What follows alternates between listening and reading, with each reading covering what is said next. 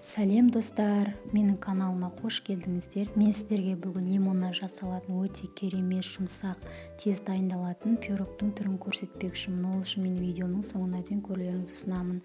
Бізге 2 дана жұмыртқа, 1 стакан қант, миксермен жақсылап көпіртіп аламыз. Достар, егер де менің каналым ұнап жатса, маған тіркелуді, лайк басуды, достарыңызбен бөлісуді ұмытпаңыздар. Мен сіздермен өз каналымда құпия рецепттермен және тез дайындалатын тағам түрлерімен бөлісетін боламын. Жұмыртқамыз бен қантымызды көпіртіп болған соң 100 грамм май қойып, тағы да көпіртіп аламыз.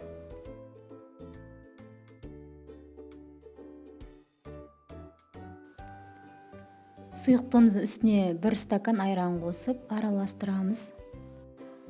Араласып болған сұйықтығымызға 200 грамм ұн саламыз. 1 қасық қопсытқыш шайдың ұшымен сода салып, тағы да миксерлеп араластырамыз.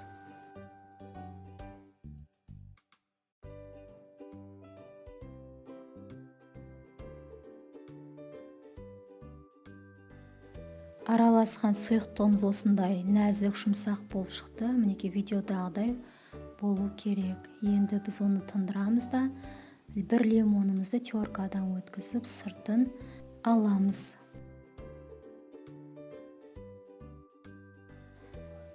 Үккіштен өткізілген лимонымызды тестамызға салып, тағы да миксермен жақсылап араластырып аламыз.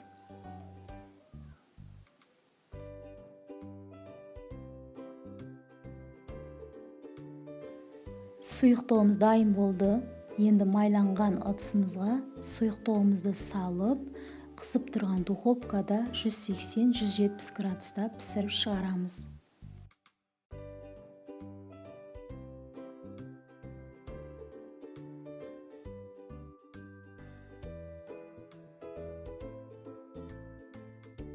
Тестамыздың бетін осылай тегістеп аламыз, біркелкі пісу үшін.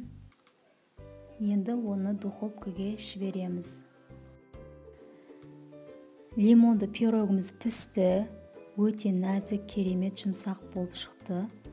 Осындай үстіне сахарный пудра сеуіп әрлеулеріңізге болады. Немесе өздеріңіз қалауларыңыз бойынша сахарды лимонның шырынымен араластырып жағуларыңызға да болады. Бірақ мен осы түрін қолдандым. Достар, мінекей осындай керемет лимонды пирогымыз дайын болды. Дастарханға тартуларыңызға болады. Егер де менің каналым ұнап жатса, маған тіркелуді, лайк басуды ұмытпаңыздар. Мен сіздерді өз каналымда күтемін. Ас болсын.